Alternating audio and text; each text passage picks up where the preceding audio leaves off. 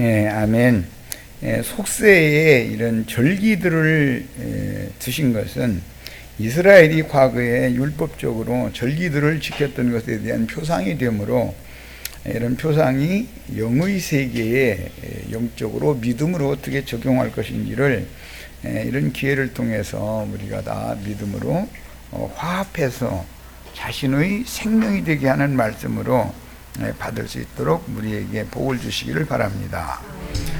속세의 그 절기에는 그 세상의 영이 강력하게 흘러가기 때문에 폭풍과 같이 태풍과 같이 흘러가는 속세의 영에 형제 자매님들의 심령과 마음이 휩쓸리지 않도록 잘 붙잡아 주시기를 바라며 또 피해를 입지 않도록 낙과가 되는 일이 없도록 주의 성령의 강력한 붙드심과 역사하심이 있어야 되겠습니다. 오늘 이런 그 속세의 절기날 우리가 교회 모임에 참여해서 주님께 영광을 돌리는 이런 집회에 참여하는 형제 자매님들의 심령과 마음 위에 하나님의 은혜가 갑절이나 더 넘쳐 흘러 들어와서 은혜로 적셔지고 돌아가는 축복된 집회가 되도록 집회를 주장하시기를 바라고 말씀하시는 하나님께서 홀로 영광을 받으시기를 주의 이름으로 기도합니다. 아멘. 아멘. 자, 이제 바로 들어가도록 합니다. 집회 자료의 레위기 12장 결론 말씀 4번 자료 중의 4페이지 상단입니다. 고린도전서 5장 5절부터 읽고 들어갑니다.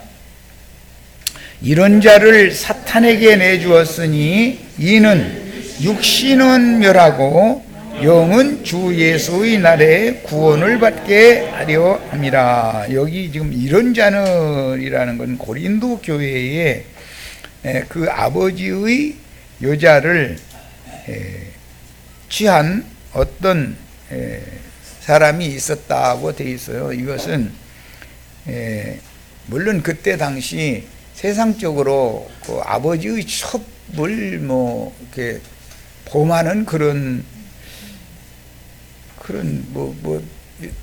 이상한 사람이 있었을 수도 있어요. 그러나 확실하지는 않고 이런 것은 다 비유이기 때문에 르벤이나 압살롬과 같이 아비의 침상에 오른 것을 시연하는 신약 말씀이기 때문에 교회 중에서 말씀을 가르치는 은사가 있는 어떤 형제가 그 아버지가 일으킨 교회를 자기 것으로 이렇게 삼고자 하는 야심이 발동을 해서 교회를 더럽혔다, 이제 그런 뜻입니다.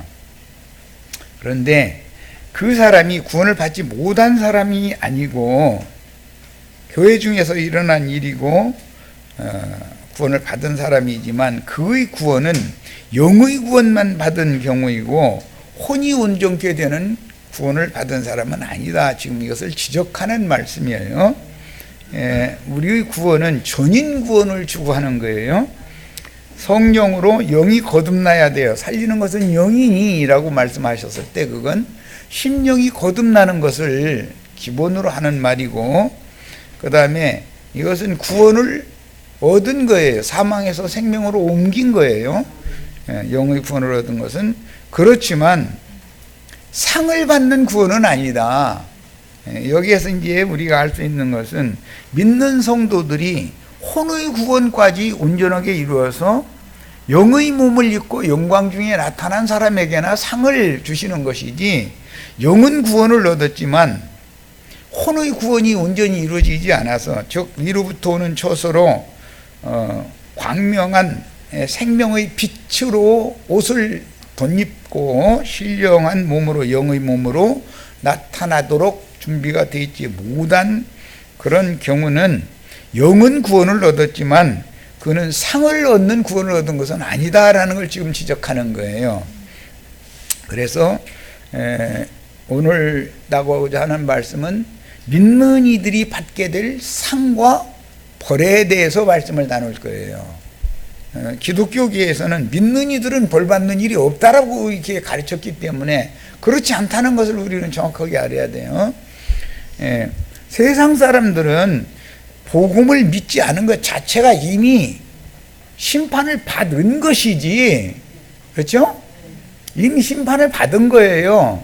복음이 믿어지지 않는다라는 것 자체는 이미 심판을 받은 거예요. 그건 말씀에 그것이 이미 선고가 돼 있기 때문에, 다만 그들을 이 생에 남겨두신 것은 그런 형벌의, 영원한 형벌의, 영원한 멸망의 형벌이 성경에 선고가 돼 있어도 이 생에 육을 입고 사는 동안은 은혜를 입고 구원을 얻을 수 있는 기회를 지금 잠시 허용하셨다라는 뜻이고, 그 형벌을 말씀과 같이 집행을 아직 하지 않았다라는 뜻인 것이지 형벌 자체가 없다는 것이 아니에요. 복음을 믿지 않으면 이미 심판을 받은 거예요. 복음을 믿으면 이미 구원을 얻은 거예요. 이런 기본 원리를 잘 아셔야 돼요. 문제는 심판이 선고된 사람이라도 영원한 멸망에 들어갈지, 그 사람이 이 생에 사는 동안에 회개하고 돌이켜서 복음을 믿음으로 구원으로 다시 회복되어져서 구원에 들어갈지는 모르는 거예요. 믿지 않는 자는 이미 영원한 멸망이 예고되어 있어요. 그렇다고 해서 영원한 멸망을 다 받는 건 아닐 수도 있는 거예요. 구원을 얻었다고 해서 다 상 받는 것이 아닐 수도 있어요. 이런 구분을 잘 하셔야 되겠어요. 굉장히 어려운 얘기죠. 기독교계의 단순한 논리로 저 예배당에 나오면 잘 먹고 잘 살다 죽으면 죽지도 않고 휴거되거나 뭐 천당으로 간다, 이제 그런 교리의 세뇌당에 있잖아요. 그러나 성경은 그렇지 않은 거예요. 우리가 아직 이 생에 살아있는 동안은 변수가 많은 거예요. 이미 믿어서 구원을 얻은 성도들도 퇴보해서 침륜에 빠질 수도 있어요. 그러니까 한 번 구원은 완전한 상받는 구원을 받았다라는 뜻이 아니다 이거예요. 경주장에 데려다 놓고 달리기를 시작을 시켰다, 그 말과 같은 뜻이에요. 결승 지점에 상 받을 자로 도달될지의 문제는 모르는 거예요. 성령으로 영이 거듭났을지라도 그렇다고 해서 다 상 받는 것은 아니라는 걸 꼭 아셔야 되겠어요. 이미 심판을 받은 자들이지만 이 생에 육의 몸을 입고 아직 살아있다는 것은 은혜 받을 기간 안에 있다는 뜻이고 구원의 날 안에 있다는 뜻이기 때문에 그 사람이 형벌이, 영원한 멸망이 예고되어 있을지라도, 선고가 되어 있을지라도 회개하고 돌이켜서 구원으로 들어갈 수 있는 문제가 남아있기 때문에 함부로 사람을 보고 판단하면 안 되는 거예요. 사람의 판단대로 되는 게 아니에요. 그리스도 심판대에서 정확하게 모든 걸 그리스도께서 심판할 거예요. 이거에 대해서 말씀을 나누는 겁니다. 지금 하는 얘기 충분히 오늘 나누고자 하는 말씀의 중심 주제이기 때문에 충분히 잘 소화하시고 듣는 거예요. 만약에 의문점이 있으면 메모해 놓으셨다 이따 질문하세요. 자, 그러니까 육신은 멸하고 어떤 날에, 주 예수의 날에 육신은 멸하지만 영은 구원을 받게 하는 것이 말씀에 나와 있는 거예요. 그러니까 영이 구원받았으면 멸망받을 것은 육신인 것이지 영은 아니다, 지금 그 말이잖아요. 그런데 이 사람이 이게 상받는 말을 하는 거냐, 그거는 아니다 이거예요. 구원에 관한 얘기를 하는 거예요. 구원이라는 것이 또 다른 구원이 있어요. 자, 여기 인용을 안 했는데 디모데 후서 4장 18절 읽고 오겠습니다. 구분을 대치되는 의미를 이해를 해야 될 필요가 있어서 그런 거예요. 디모데 후서 4장 18절, 주께서 나를 모든 악한 일에서 건져내시고, 이는 이미 구원을 얻고 다메섹 도상에서 주님을 만난 바울 사도가 마지막 유언으로 남기는 말이에요. 죽음을 앞두고하는 말이에요. 그 사도가 성령의 보내심을 받아서 주님께서 지시하신 그 사역을 충성되게 수행하다가 일생을 지금 마칠 즈음에 유언으로 남기는 말이에요. 예, 지금 하는 말을 명심해 들으셔야 돼. 모든 악한 일이라는 건 대적을 당했다 이거예요. 주님의 말씀을 전파하는 일 때문에 회방을 당하고 원수들에 의해서 대적을 받았어요. 그런데 모든 사자의 입에서, 원수 입에서 건져내시고 바울 사도가 살아서 사역을 하는 동안에 모든 악한 일들에서 건짐을 받았다 이거예요. 위경은 많이 지나갔지만 그렇다고 해서 아주 멸망의 구렁텅이에 떨어지게 놔두지는 않았다는 거예요. 잘 이해가면서 읽으셔야 돼. 건져내시고 또 지금부터는 아주 중요해요. 그의 천국에 들어가도록 구원하시리니. 이것은 아직 바울 사도가 그의 천국에 들어간 상태는 아닌 거죠. 구원을 못 얻은 사람은 아니죠. 이미 구원을 얻었고 주님의 종으로 쓰임을 받았죠. 그런데 쓰임을 받는 동안에 모든 악한 일에서 건져내 주심을 받았어요. 체험적으로. 그런데 그의 천국에 들어가도록 구원하실 것을 믿고 있어요. 그러니까 여기에서 우리가 알 수 있는 것은, 여기 지금 천국이라고 번역이 됐는데 영문으로 보면 좀 쉬우니까 좀 쉬운 표현을 좀 하려고 그래요. 하나님의 나라라고는 킹덤, 나라라는 건 킹덤의 왕국, 킹덤 오브 더 가드, 하나님의 나라예요. 그런데 천국은 킹덤, 왕국 오브 더 헤븐스, 하늘들의 왕국이에요. 여기 천국이라는 건 하늘들의 왕국이에요. 원문대로 이 영문으로 직역한 걸 내가 이제 읽어드린 거예요. 자, 그러면 마태복음 13장 이후에는, 마태복음에는 하나님의 나라라는 말을 주로 다루는 것이 아니라 마태복음은 천국이라는 용어, 킹덤 오브 더 헤븐스라고 하는 하늘들의 왕국을, 하늘이라는 용어는 쌍수 아니면 복수, 단수도 있고, 그런데 쌍수, 복수로 되어 있다라는 건 이미 여러 번 말씀드렸죠. 그 하늘들의 나라예요. 그러니까 마태복음은 예수 그리스도 메시아, 그 그리스도의 왕국, 골로새서에서는 아들의 나라로 우리를 거듭나게 하사 어디로 옮겼다? 아들의 나라로 옮겼다, 이렇게 돼 있어요. 아들의 나라와 아버지의 나라는 달라요. 하나님의 나라와 천국은 다른 거예요, 개념이. 이걸 이런 것을 기독교계는 가르치지를 않아요.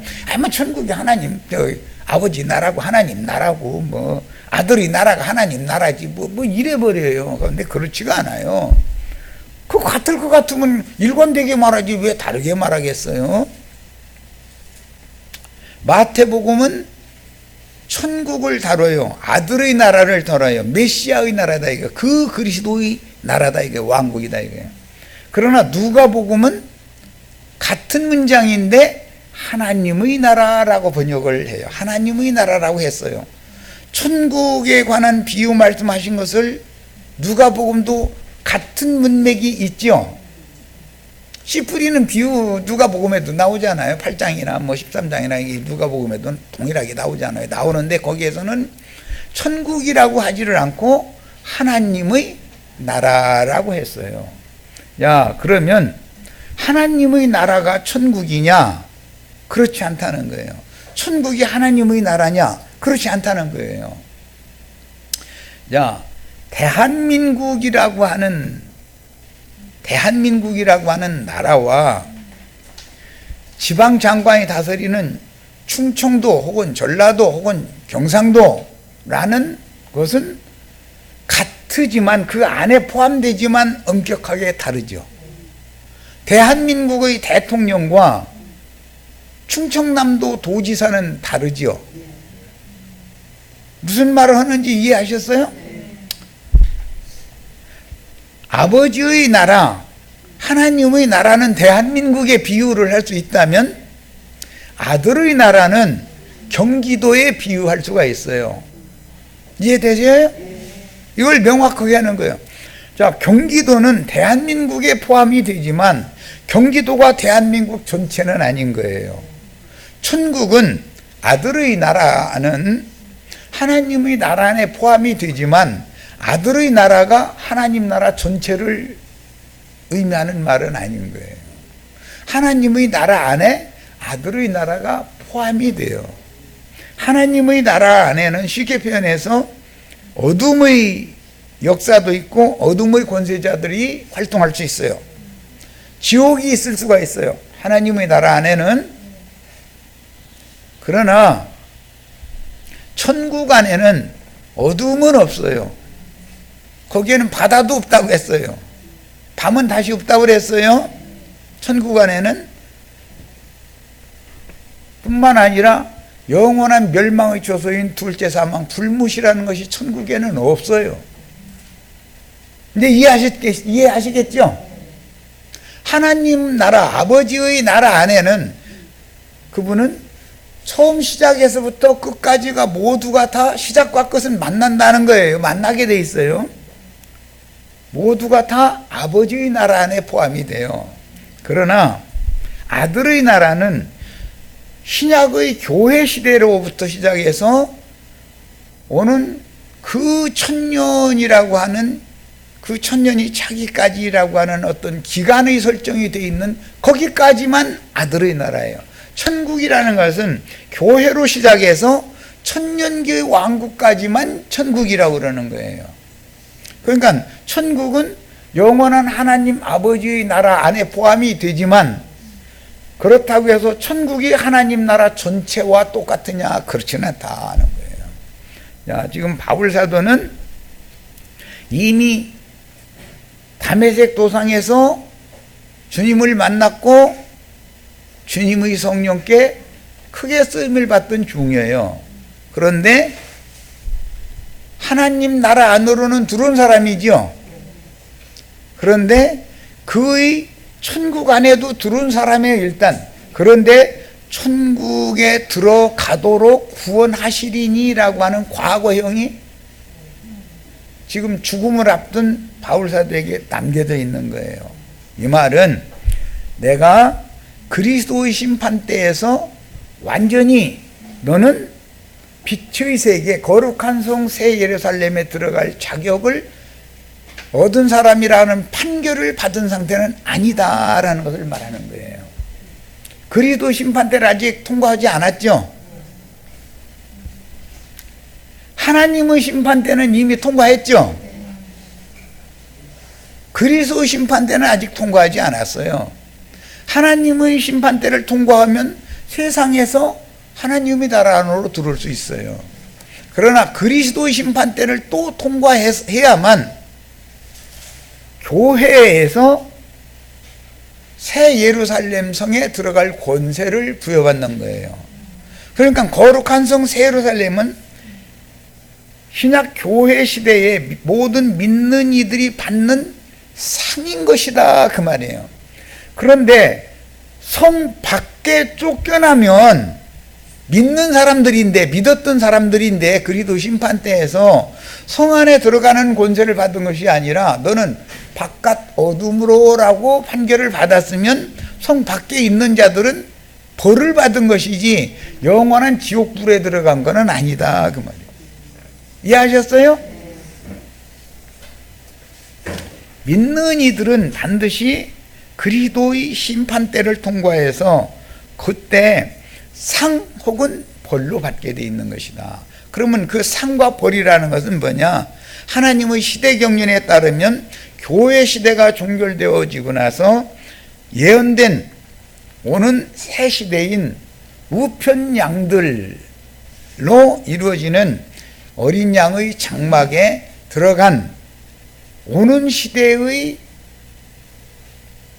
그건 이제 교회라고 표현하기는 그런데 어린 양의 장막이에요.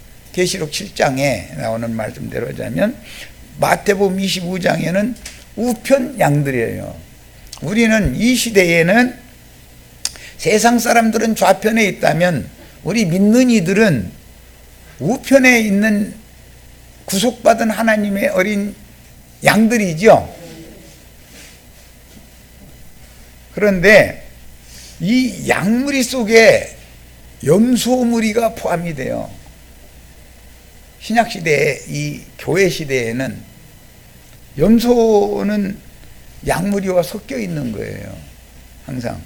그런데 염소무리가 본성을 더 잘하는 것이 비밀이에요, 이게 이제. 그래가지고 염소무리는 뿔로 받아가지고 해치는 일을 하는 것이 특징이에요, 그게 염소라는 것은. 해치는 목적은 다 자기 밑에 굴복시키려고 사실 그러는 건데, 뭉쳐있으면 자기 밑에 복종을 시키기가 어려우니까 일단은 흩어놓느라고 그런 거거든. 예, 그래서 우리 형제 자매님들은 온전한 구원을 이루어서 어디에 들어가는 구원을 추구해야 되냐면은 그의 천국에 들어가는 구원을 추구를 해야 된다 이거예요. 구원이라는 것은 그러니까 기독교인들이 생각하는 것처럼 믿기만 하면 구원 이런 말만 있는 것이 아니고, 여자가 해산함으로 구원을 얻는다는 말도 있고 그 천국에 들어가도록 구원하실 것이다 라고 하는 구원이 있어요. 너무 기독교계는 단편적으로 주장하죠. 문맥에 따라서 말하고자 하는 의도가 다를 수가 있단 말이에요, 말하고자 하는 의미가. 그런데도 일관되게 그냥 구원하면, 믿기만 하면 구원, 이것만 적용을 하다 보니까 주의 예배당에 열심히 나오면 구원받았고, 주의 예배당에 열심히 나오다가 잘 안 나와 그러면 또 구원이 없어져 버려.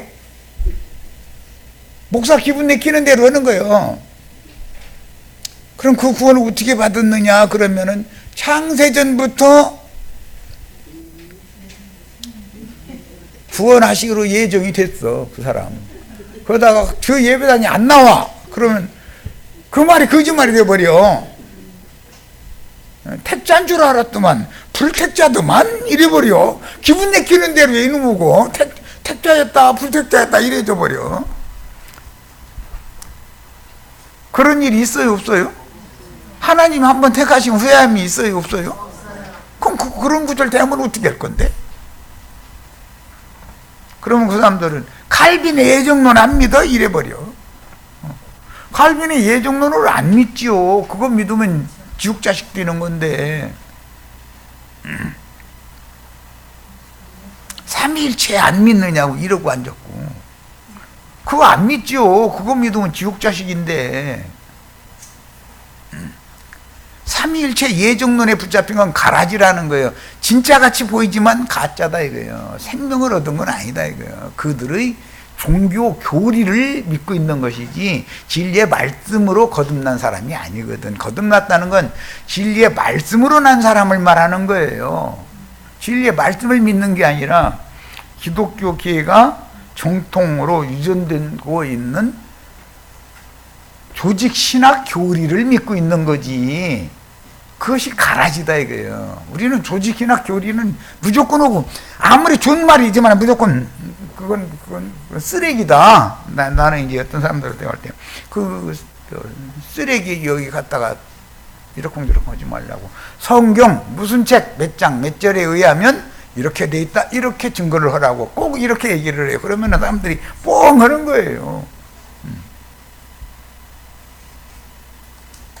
그리도 심판대, 하나님의 심판대에서 심판을 할 때는 진리로 판단을 하는 거예요? 교리로 판단하는 거예요? 조직신학으로 판단할 것 같아요? 진리의 말씀대로, 진리대로 판단하는 거예요.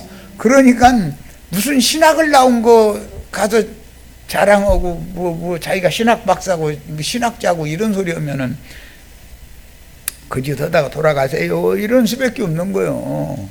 자기는 그것이 자기 명줄인데 그 자기 목숨으로 믿고 있잖아. 그걸 목숨같이 귀하게 여기잖아. 하나님의 말씀 위에다가 조직신학 교리를 딱 위에다 놓고 있는 사람들이거든. 그런 것 보고 성경에서는 가라지다 이렇게 표현해요. 가라지. 우리는 그래서 가라지 교리라고 하는 것은 창세기에서부터 뱀의 말로 시작되어서 시작된 것이다. 뱀의 말이 결국은 오늘날 기독교계가 그렇게 신봉하고 있는 조직신학 교리이다. 그러니까 신학을 공부했다고 주장하면 당신 뱀새끼라고 지금 스스로 입으로 주장하는 거야 이러고, 그 사람 보고는 그 목사님이라고 불러드릴까요, 형제라고 불러드릴까요, 그러면 알아서 하세요, 나는 다 상관없어요. 그런데 실제로 형제 이러면 안색이 바꿔져 버리죠. 형제 자기는 목사 뭐 다 이런 거 초래했다고 입으로만 하는 소리, 실제는 속에는 아주 그게 뱀이 또아리 틀고 이렇게 웅크리고 있는 거거든 그게. 야, 고린도전서 지금 5장 5절부터 나가는 말씀에 대해서 전반적인 흐름에 대해서 설명을 하느라고 여기까지 왔어요. 자, 이번에는 히브리서 10장 39절로 갑니다.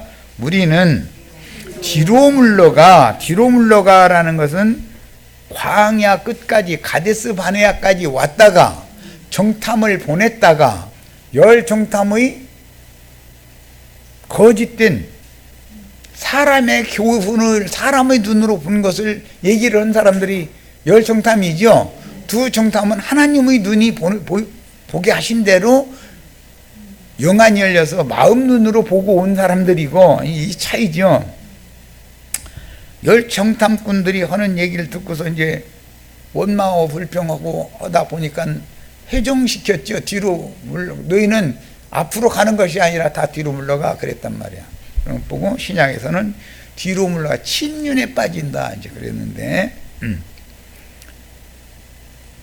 우리는 뒤로 물러가 멸망할 자가 아니다라는 게 구약 성경에는 여호수아와 갈렙은 뒤로 물러가 멸망할 자가 아니죠. 우리는 여호수아와 갈렙이 다 되셔야 되겠어요. 그 인도를 다 받으셔야 돼. 오직 영혼을 이라고 번역했는데 푸시케 이건 혼이단 말이야. 자, 앞에서 영은 주 예수의 날에 구원을 받게 하려 함이라 할 때 그 영은 그건 푸뉴마라고 하는 단어를 사용했고, 살리는 것은 영인이 할 때 그 퓨뉴마란 말이야. 푸뉴마는 성령에 의해서 살리심을 받은 거예요.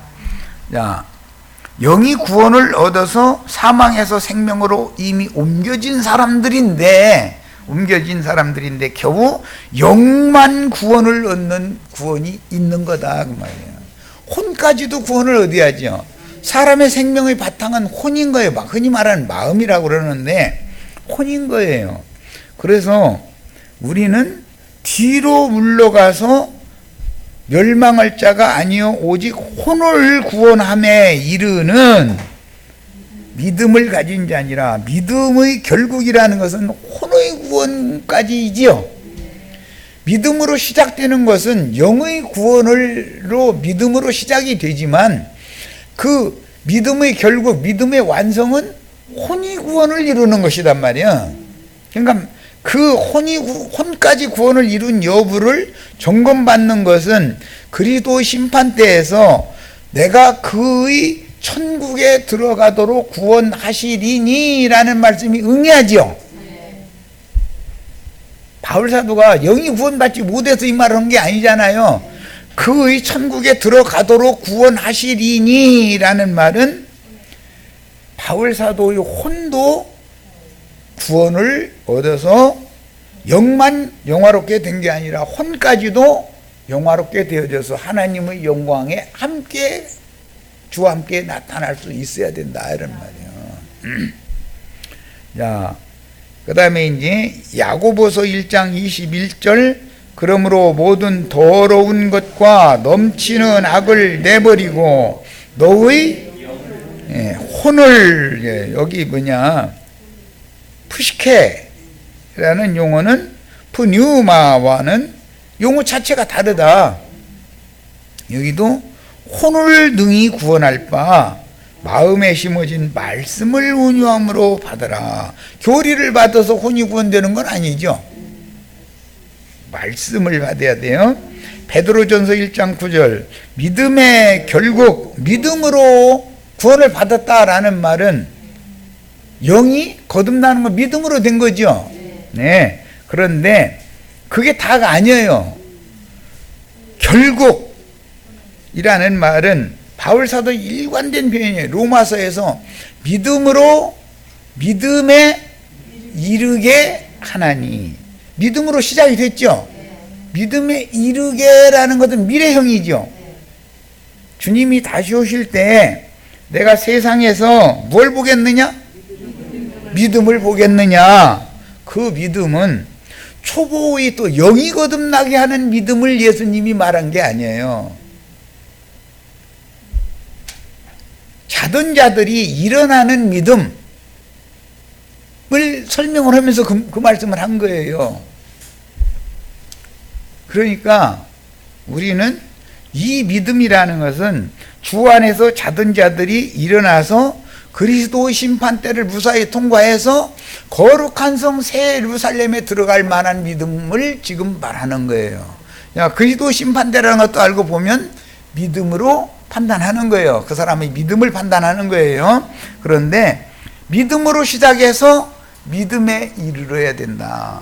믿음, 처음에 믿을 때 그 믿음은 구원을 얻었지만 믿음을 점점 날이 갈수록 믿음이 더해지고 굳어져야죠.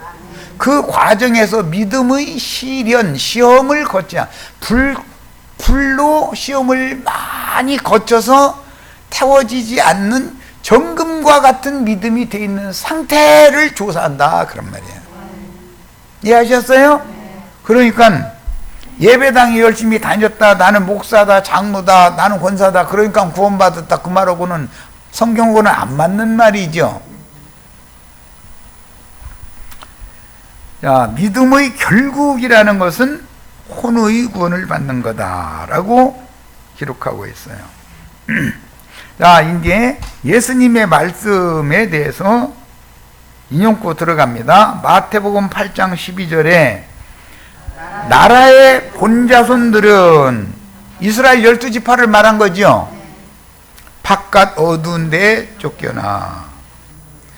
이스라엘 12지파를 바깥 어두운 데 쫓아내버리고 오히려 그들이 이방 죄인이라고 여기던 이방인들을 당신의 천국으로 불러들이는 일을 새 일을 하러 오셨죠. 바깥 어두운 데 쫓겨나는 것은 기독교계가 말하는 지옥불에 들어가는 것과는 전혀 개념이 다른 거예요. 여기 나오는 바깥이라는 말은 천국 밖이다 이 말이에요. 아들의 나라 밖이다 이거예요. 하나님의 나라 안에는 있어요 이 사람들이 여전히. 그러나 천국 밖에, 아들의 나라 밖에 쫓겨날 수가 있다. 아들의 나라는 교회를 염두에 둔 말이었기 때문에 이때 당시는 교회 밖에 쫓겨날 수가 있다. 유대교라고 하는 건 하나님 나라죠. 유대교 안에서 주님의 아들의 나라인 천국, 즉 주님이 세운 교회 안으로 옮겨오지 않으려고 하는 사람들이 얼마든지 많이 있을 수 있죠. 지금 주님은 자기 땅 자기 백성들에게 오셔서 자기 땅 자기 백성들, 끝까지 사랑해야 될 사람들, 세상에 있는 자기 사람들을 불러내려고 온 거잖아요. 세상에 있는 자기 사람들을 불러내러 자기 땅 자기 백성에게 오셔가지고 전도의 말씀을 3년 반이나 한 거잖아요. 그런데 예수님의 그 추수의 말씀에, 초대하는 말씀에 불응하면 바깥 어둠에 그냥 남겨져 있는 것이지 빛의 세계인, 생명의 세계인 그리스도의 천국에 들어오지 못한 사람 아니냐 이 말이야. 이해되셔요? 주님의 교회 안으로 불러들이려고 유대교에서 하나님의 나라 사람들이에요. 이방인들도 아니고 하나님의 나라 사람들에게 오셔서 주님의 나라인 천국으로 들어오게 하시려고 거기서 여러분은 너희는 거기에서 나와서 내게로 나와라. 그래야 너희는 치료를 받고 고침을 받고 영이 거듭날 수도 있고 구원을 얻을 수가 있다. 이 얘기를 하러 온 거예요. 그러니까 바깥 어두운 데 있는 사람들이 자신들은 빛의 자녀라고 자부하고 있는 유대교 지도자들이 가르치는 교리만 세뇌당에 있어가지고 예수님이 말씀하시면 알아듣지를 못한다 이거예요. 유대교의 교리가 그 사람들을 붙잡고 있으니까 그들 속에는 견고한 진이 조성되어 있다 이거예요. 그래가지고 오히려 따져. 모세의 글에는 이렇게 돼 있는데 당신은 이것을 무엇라고 말씀하실 거냐고 이러고 따져. 내가 모세한테 그런 말 준 거야. 이렇게 직설적으로 나 같으면 해버려 성질나서. 근데 그렇게 안 하시고 역질문을 하시는 거예요. 그리고 나서 너희가 모세는 요거 하나님 자신은 아니잖아. 그런데 시내산에서 떨기나무 불꽃 가운데서 만나주시고 시내산 꼭대기에서 만나주셨던 그 여호와의 사자가 바로 나야. 내가 하나님 아들이야. 내가 그인 줄을 너희가 믿지 않냐면 너희는 너희 죄 가운데 그냥 죽어.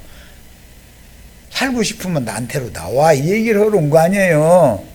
오늘날 나도간 형제가 지금 세상 교회를 향해서 나팔을 불고 있는데 그래도 기독교계에는 구원이 없느냐? 구원이 있다니까요. 있어요. 그런데 고린도전서 5장 5절과 같은 구원이다 이거예요. 영만 주 예수의 날에 영만 얻는 구원이요. 영만 구원을 얻었으면 메시아의 왕국 천국에 들어가는 권세를 얻을 수 있어요. 불합격이에요. 이해하셨어요? 그들은 지옥불에 들어가는 거예요. 바깥에 쫓겨나는 거예요. 예. 5처녀는 혼인집 밖에 남겨졌어요. 혼인집 안으로 들어갔어요. 들어간 사람 5처녀도 있고 들어가지 못한 사람 5처녀도 있었어요. 이해하셨죠? 자, 우리 형제 자매님들 신앙생활을 함부로 하시면 안 돼요. 오늘 나도간 형제가 무엇을 가르치고 있는지 유심히 잘 들어보셔야 돼. 그냥 믿는 자 천당, 불신자 지옥 이 얘기만 세뇌당에 있어가지고 있으면 큰일 난단 말이야. 하나님의 나라가 있고 아들의 나라가 있으며 아버지의 나라가 있고 메시아의 왕국이 있는 거예요. 천국이. 주님께서 복음을 다 전하시고 나서 바울 사도가 이런 모든 하나님의 경륜적인 구원에 관한 말씀을, 구원이라는 용어가 기독교가 말한 것처럼 그렇게 단편적인 게 아니다 이거예요. 그래서 그것을 설명을 할 때 아버지는 아들에게 그 나라를 맡기셨고 아들이 그 나라를 아버지께 바치는 때가 온다 이렇게 해놨어. 그러면 아들의 나라와 아버지의 나라는 다르죠. 아들에게 아버지께서 나라를 주셨어요. 상속권자잖아요. 주셨는데 아들의 나라가 계속되는 한은 사단의 권세가 메시아의 발밑에 아직 발등상이 되지 않아가지고 마귀의 역사가, 어둠의 권세의 역사가 계속된다 이거예요. 혈기와 육체의 각색 정욕을 따라서 신앙생활을 한다 하면서 입으로는 얼마든지 교리적인 말을, 그럴싸한 말을 많이 하지만 그가 생명의 빛이 그를 내면을 비춰서 빛으로 밝아진 사람이 아닐 수가 있다 이거예요. 얼마든지 이것을 검증받는 것이 반드시 있는 거예요. 그 자리에서 천국에 들어갈 자들만을 다 빼낸 다음에는 아들에게 맡겼던 그 천국 자체도 원수가, 천국에 들어간 사람들은 손댈 수 없죠. 죄나 마귀가 세상이 손댈 수 있어요, 없어요? 그들 빼낼 사람 다 빼내고 나서는 그 아들에게 맡기신 그 나라를 아버지께 바친다는 거예요. 이것은 이제 세상의 비유를 잠깐 들겠습니다. 이것은 내가 너무 익숙해서 그래. 어떤 이제 학교에 다니다 보면은 분기별로 시험을 치러요. 시험을 치를 때 상을 각 반의 담임 선생님이 실제는 제청을 교장 선생님한테 올려서 주는 거잖아요. 그런데 전교생이 모인 자리에서 전교생을 대표하는, 전교를 대표하는 총 학생회장이 있어요. 그 학교에서 이제 세운 사람이죠. 그런데 그 사람은 그 학교 내에서 대부분 항상 1등하는 사람이에요. 그런데 뒤쫓아오는 사람은 많은 차이가 나냐면 불과 1, 2점 차이거든, 그게. 그러면 상장 하나를 가지고 그 총학생회장 거 하나를 주는 거예요. 전교 학생 모임 자리에서는. 걔는 그걸 가지고 들어가요. 그런데 선생님이, 담임 선생님이 교실로 들어올 때 보면 나머지 2등, 3등 한 애들도 상을 줘야 되잖아요. 그 아이들과 상이 같이 가지고 들어오는 거예요. 각 교실마다 따로 주는 거예요. 야, 달리기를 시작을 다 시켜놨는데, 다 달리는데 상은 혼자 대표로 받는 거예요. 대표상. 상 받는 자는 여럿이라고 돼 있다. 상은 한 분 예수 그리스도가 대표로 상을 받는 거예요. 그런데 그 대표로 예수님이 받은 상, 달리는 자는 많지만 상 받는 자는 하나다 이랬죠.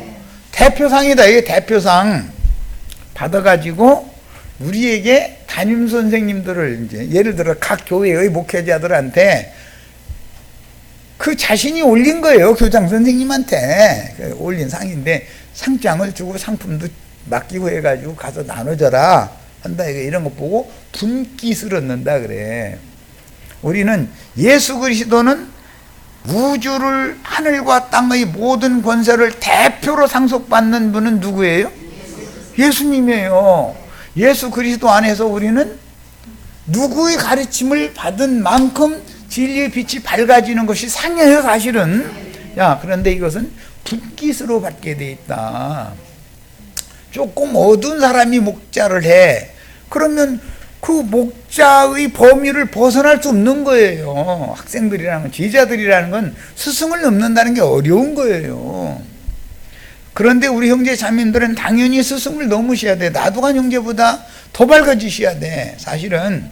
그러나 행정상 대표자에게 준다 이게요, 상을. 그리고 하늘과 땅의 모든 권세를 예수님이 후사로, 상속자로 받아가지고 나온 것을 장자의 명의 하에 나머지 장자들은 부수적으로 상을 받는 거예요. 이런 하나님의 경륜, 이걸 행정인데 이런 원리를 잘 이해를 하셔야 돼요. 나는 이것은 내가 너무 익숙하기 때문에 말씀드리는 거예요. 그래가지고 뭐 대통령 된다더니 대통령은커녕 이 모양 요꼴로 이러고 여기까지 왔는데, 다 그것도 주님께서 우리 형제 자매님들 이때 만나게 하시려고 다 그렇게 했다고 난 믿어요. 자, 마태복음 22장 13절, 임금이 사환들에게 말하되, 이것은 하나님 아버지가 혼인잔치를 배설을 한 얘기죠. 그런데 혼인에 예복을 입지 않고 들어온 한 사람이 있었다는 거예요. 혼인에 예복을 입지 않고 들어온 그 한 사람은 비유죠. 그러면 이 사람은 그때 당시는 유대교 지도자들을 염두에 두신 비유 말씀인데, 오늘날로 말하자면 신부님이나 유명한 목사님들이잖아요. 네피림의 후손 아낙 자손들이잖아요. 사울이겠죠. 골리앗이죠. 자, 이런 사람은 하늘에서 은혜로 예수라는 육신을 입고 오신 분은 황후가 입을 수 있는 옷감이에요. 그 옷감을 마름지르고 우리 형제 자매님들의 몸의 치수에 맞도록 옛사람의 누더기 옷을 벗겨버리고 그리스도로 새 옷을 만들어 입히러 성령이 오신 거예요. 예수님은 옷감으로 오셨어요. 성령이 오셔가지고 형제 자매님들이 치수에 딱 맞도록 해가지고서 너무 이쁜 옷을 지어준 거예요. 그 옷을 입고 혼인에 들어가야 돼요. 그런데 하늘에서 보내준 옷을 입어야 되는 거예요. 옛사람과 그 행위를 입고는 천국의 혼인에 못 들어가는 거예요.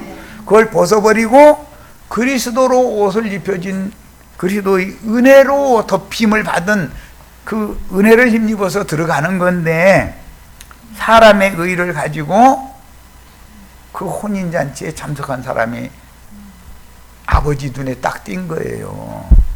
그러면 저 사람 내가 입으라는 옷을 입고 들어오지 않았다 해서 빨리 집에 가서 내가 보낸 옷 입고 와라, 이렇게 하면 얼마나 좋겠어요. 옛날에 황실에는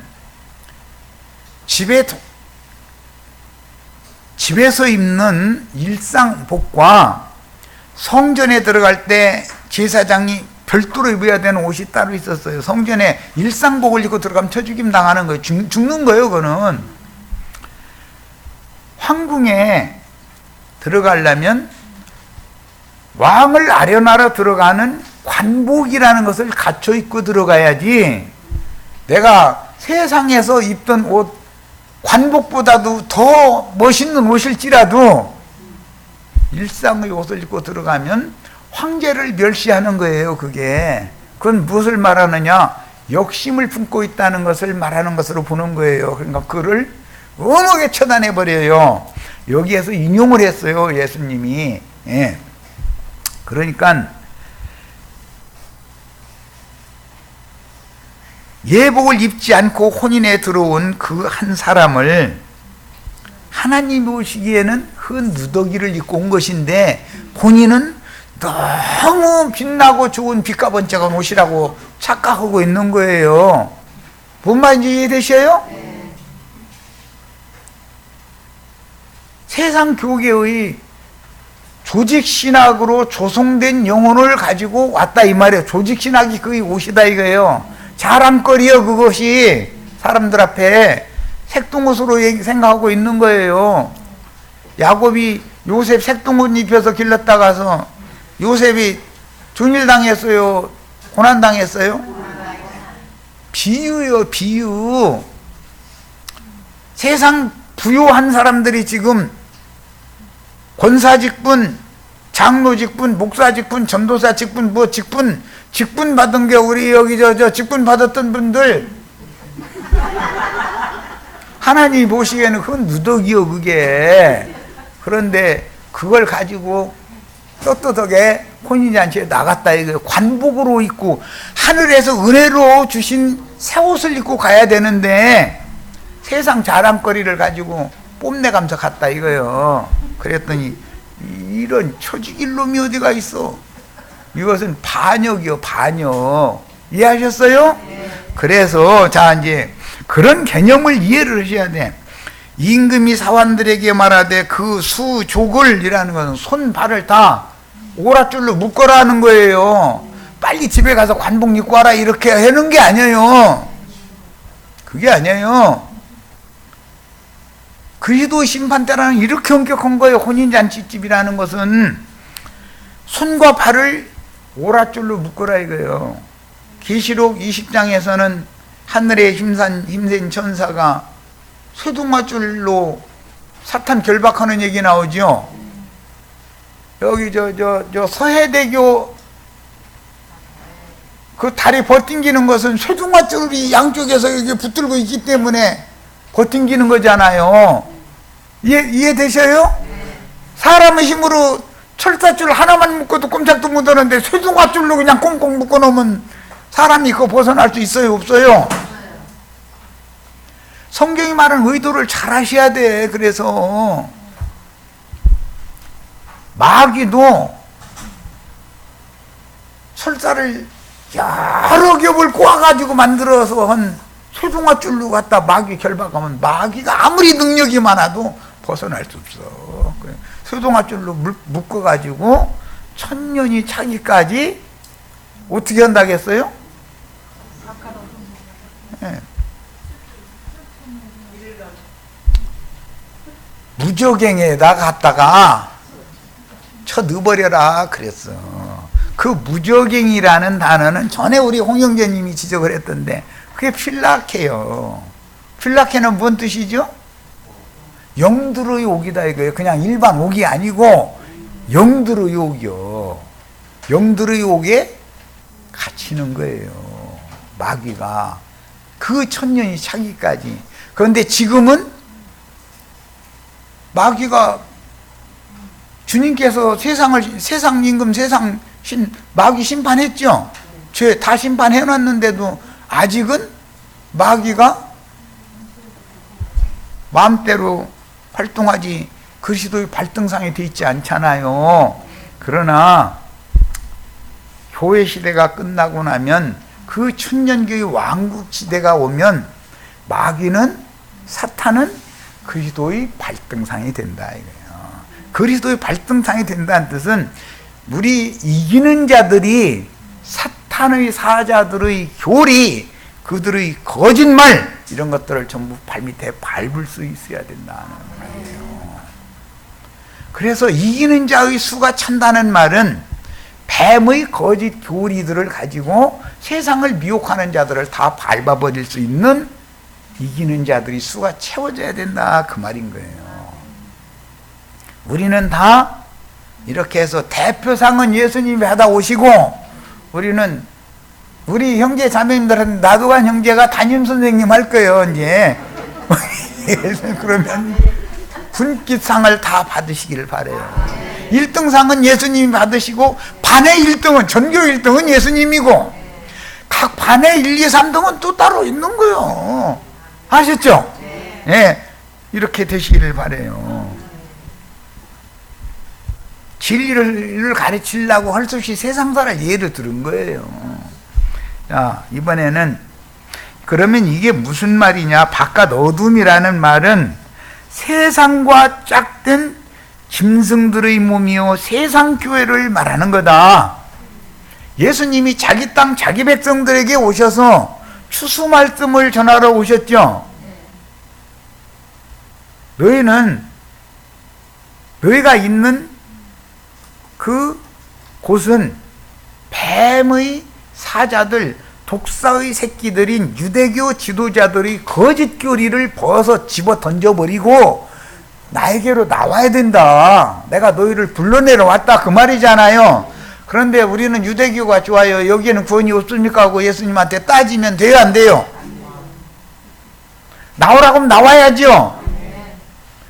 성전에서 예수께로 나아오매 고쳐주셨다. 무슨 병? 문둥병, 소경 다 성전에서 예수께로 나오매, 다른 곳에는 회당에서 예수께로 나오매 말씀으로 고쳐주셨다 이렇게 돼 있어요. 자, 그러면 그곳에서 오늘날 기독교에서 나와야 돼요? 안 나와야 돼요?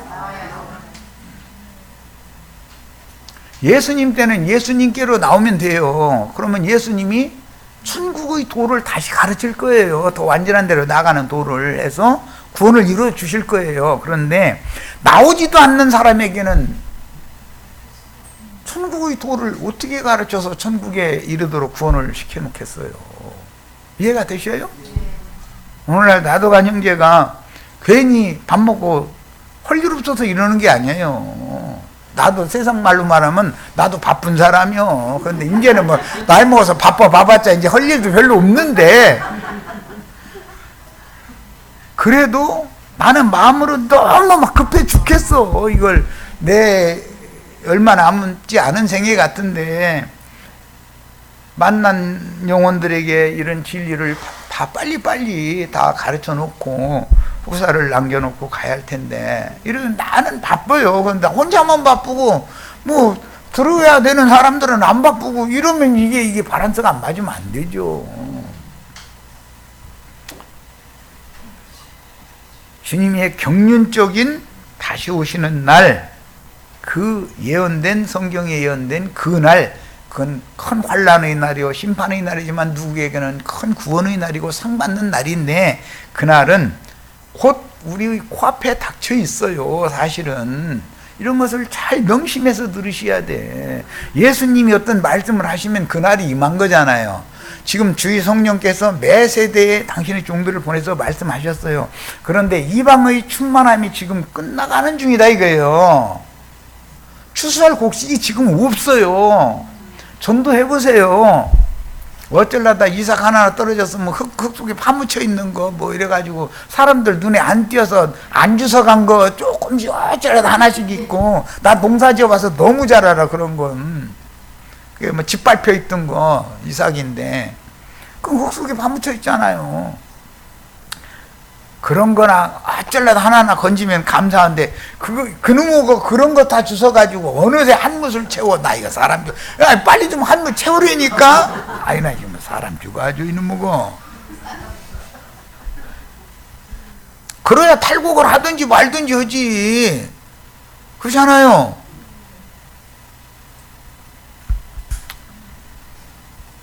자, 마태복음 25장 이제 30절로 갑니다. 이 무익한 종은 한 달란트 받았는데, 하나님 말씀 은사를 받은 사람이죠. 은사를 받았어요. 장사미천 받았어요. 그러니까 성경 줄이나 읽은 사람이겠죠. 아는 지식이 좀 있는 사람이겠죠. 평신도를 말하는 게 아니에요. 그런데 이 한 달란트 받은 것을 충성한답시고 보자기에다 고이 싸가지고, 저기 뭐 배상자 보자기에다 싸가지고 갖고 왔네. 고이 싸가지고서 땅 파고서 갖다 묻어놨다가서는 그리스도의 심판대 앞에 도로 가지고 나왔더라는 거예요. 뭔 말인지 아셔요? 이 말은 무슨 뜻이에요? 말씀 받았는데 나만 구원을 받는 것만도 감지덕지한 일이 일었다 이 말이요. 전도할 마음 자체가 없었던 거예요. 밟힌 이삭, 떨어진 이삭, 그래도 아직은 조금은 눈에 띌 거예요. 열심히 다니면서 찾아가지고 데려다 놓으세요. 한 무 채우세요. 뭐 난 긴 얘기 안 할 거예요. 그런데 미천을 도로 내놓으면은 그 사람을 바깥 어두운 데에 내어 쫓으라 그런다고 그랬어요. 거기에서 슬피 울며 이를 갈 거다라는 말씀을 했어요. 자, 이것은 그때 충성할 건 때는 늦으리 한 거지 뭐. 뭐든지 때가 있는 거예요. 이것은 신부성 바깥 어둠의 세상, 즉 저주가 임한 가시와 은공키만 나는 처음 하늘과 처음 땅에 결탁된 세상 교회에 그냥 던져버려라 그 말이에요. 그럼 세상 교회에 남으면 필연적으로 전에도 없고 후에도 없는 짐승의 때를 몸으로 경험해야죠. 알아서 하는 거예요 이제. 자, 이번에는 계시록 14장 20절입니다. 성 밖에서 그 틀이 밟히니, 이 성 밖에서라는 것은 두 증인들이 죽임당한 성이 있는데, 그 성은 원래는 하나님이 영광을 받아야 되는 신전이 있는 성이야 되잖아요. 그런데 그 성의 두 증인들이 열린 작은 책의 말씀을 받아가지고 그곳으로 가서 갈대 같은 지팡이라고 그랬는데, 갈대라는 말은 자다는 말이에요. 잣대라는 말이에요. 거기서 이제 용어 의미는. 그런데 지팡이니까 두 증인들이 뭐 나이 많이 먹어서 뭐 허리 굽어서 지팡이를 짚었다 그런 뜻이 아니라, 이것은 목자의 지팡이를 염두에 두는 말이에요. 자, 세상교회에 보냄을 받은 주의 증인들이 거기에 가서 전도를 하는 거예요. 성전 안에 여호와의 영광 앞에 지성소까지 들어가서 예배하는 사람들, 그 다음에 성소까지만 들어가고 더는 들어갈 수 없는 사람들, 더는 성소까지만 들어간 사람은 믿은 사람이죠. 지성소까지 못 들어간 사람은 둘째 회장, 영적 할례를 받지 않아서 둘째 회장에 막혀가지고 못 들어가는 거예요. 하나님의 영광 앞에까지는. 그러니까 그래도 성소까지만 들어간 사람들은 날마다 그 사람들은 제사한다고 하면은 성소 제사만 하는 거예요. 지성소 제사는 1년에 대제사장이 단 한 번 딱 하는 거예요. 그런데 바깥 마당 제사만 365일 날마다 하는 사람들이 수두룩해. 이것을 딱딱 가른다 이거예요. 너는 믿는데 아직 육신에 속한 육적인 신자고, 너는 믿는데 아직 혼적인 신자고. 또 하는 거 보면은 지난번에 우리 최근에도 만났던 어떤 목사 하는 거 보면 혼적이잖아. 사람이 혼축해 하는 그런 은사가 있잖아. 그 사람이 볼 때는 우리 같은 신앙을 가지면 이 사람들은 믿는 사람 같지가 않아. 막 불러오고 펄떡펄떡 뛰고 막 이렇게 해야 되는데, 뛰라고 하면 옛날에 많이 해봤는데 힘을 써서 무대 이렇게 나오면 믿는 사람 같지가 않아. 맞아. 은혜가 떨어진 사람들로 보이는 거예요. 그 사람들한테는 지성소에 들어가는 얘기, 할례 받는 얘기 하면은 뭔 소리인지 눈만 꾸먹꾸먹하지 못 알아듣습니다. 왜? 본인의 체험이 없으니까. 본인은 아는 건 그냥 믿기만 하면 구원, 믿었으면 막 불러오고 막 눈에 막 빛이 반짝반짝하고 얼굴이 말처럼 빛나가면서 막 이렇게 하는 것만이 믿은 사람이라고 생각하거든, 그들은. 그런데 그 사람들이 더 위험하죠. 세상에 나가서 그 전철역 사람 모이는데 색소폰 심드림육 지금도 있는지 모르는데 그 아저씨 무슨 교회에서 그게 파송시켜서 내보내나 했더니 나중에 그 이제 내가 하도 궁금해서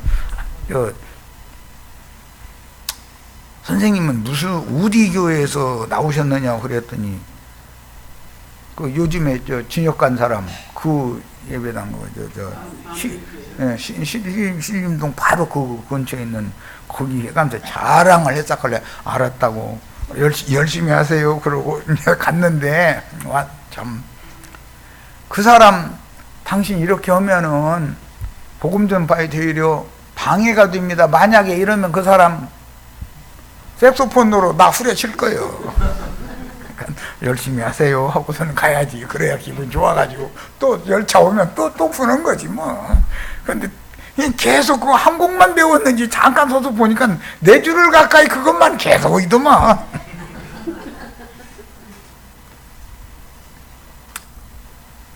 그런 사람들 예수 믿고 축복받으라고 그런 사람들 잘못 건드리면 큰일 납니다. 달라들어서 물고 늘어져 버리거든. 그리고 우리 같은 복음 전할 길을 막아버리거든. 그런 사람들 다 뱀같이 지혜롭게 이래서 이렇게 잘 돌려보내시는 게 좋아. 예. 계시록 14장 20절 지금 하는 중인데, 성 밖에서 그 틀이 밟힌다라는 것은 포도주 틀이잖아요. 이게 계시록 14장은 두 추수 얘기가 나오죠. 그러므로 이제부터 주 안에서 죽는 자들은 복이 있도다. 계시록 14장 13절로부터 시작해서 힘센 천사가 구름 위에 앉아서, 인자 같은 이가 구름 위에 앉아서 이 한낮을 땅에 휘둘러 가지고 땅에 곡식을 다 거두더라 이렇게 돼 있죠. 이어지죠. 곡식 추수가 끝나고 나면은 땅에 포도송이도 다 익었으니까 포도송이를 거둬라. 근데 포도송이는 거둬가지고 포도주 틀에다가 던져 넣는다 그랬어요. 그런데 그 포도주 틀이 어디냐면은 기독교계를 말한다 이거예요. 포도주 틀이라는 것이 이 포도는 소돔의 포도요 고모라의 포도죠. 뱀독이 가득한 포도죠. 그러니까 기독교계에는 포도송이를 걷어서 넣고 천사들이 하늘에서 내려와서 밟아 짜는 거예요. 그런데 이제 이사야서에서 이게 인용하는 말이지만 구약 성경에는 예수 그리스도를 동역해 줄 자가 없기 때문에 혼자 가서 포도주 틀을 짰어요. 예수님이 혼자 오셔가지고 지금 예루살렘에 자기 땅 자기 백성에 오셔가지고 포도주 틀을 지금 막 짓밟고 있는 중이죠. 그러니까 포도가 밟을 때마다 찍하고 튀기고 찍하고 튀기고 이렇게 해가지고 흰옷을 입고 오신 예수의 옷이 붉은 옷으로 바꿔졌는데 이게 홍의를 입고 에돔에서 오는 능력 있는 그는 누구뇨? 그랬는데 그분이 누구? 예수님이 오실 것을 예언한 말이다 이거예요. 그런데 계시록에서는 어린 양의 피에 두루마기를 빨아서 그렇게 희귀할 수 없는 흰옷을 입은 자들이 이기는 자들이죠. 혼인에 들어갈 자들이잖아요. 그들이 혼인에 들어갈 자들이 옷은 희곡은 세마포잖아요. 그런데 그들이 옷은 뭐에 빨았다고요? 어린 양의 피에 빨아서 입은 옷이에요. 이 옷이 빛나고 깨끗한 흰옷이단 말이에요. 자, 예수님은 혼자 흰옷 입고 오셔가지고 포도주 틀을 짜다 보니까 홍의가 되어져 가지고 붉은 옷을 입은 거예요. 그러나 우리에게는 그리스도로 옷을 입혀준다라는 말은 어린 양의 피에 우리의 흙 누더기 옷을 빨아서 신부성에 들어가는 빛난 옷을 입혀주는 얘기를 하는 거예요. 이것이 성경 이야기예요. 어이구, 벌써 한 시간이, 나 얘기하다 보니까 얘기가 길어져가지고 이렇게 돼버렸네. 이거 둥글거렸네. 자, 계시록 22장 15절 한 절 더 읽고 마치겠습니다. 개들과 술객들과 행음자들과 살인자들과 우상숭배자들과 및 거짓말을 좋아하며 지어내는 자마다 불모 속에 있으리라. 성 밖에 있으리라. 자, 성 밖이라는 것은 개들, 술객들, 행음자들, 살인자들, 우상숭배자들, 거짓말을 좋아하며 지어내는 자들의 처소죠. 거룩한 성 새 예루살렘 밖에 큰 성이 있는데 그 큰 성은 기독교를 말하는 거다 이 말이에요. 여기까지 뭐 더 설명 안 해도 이제 충분히 이해가 되시죠? 여기까지 해서 일단 마칩니다.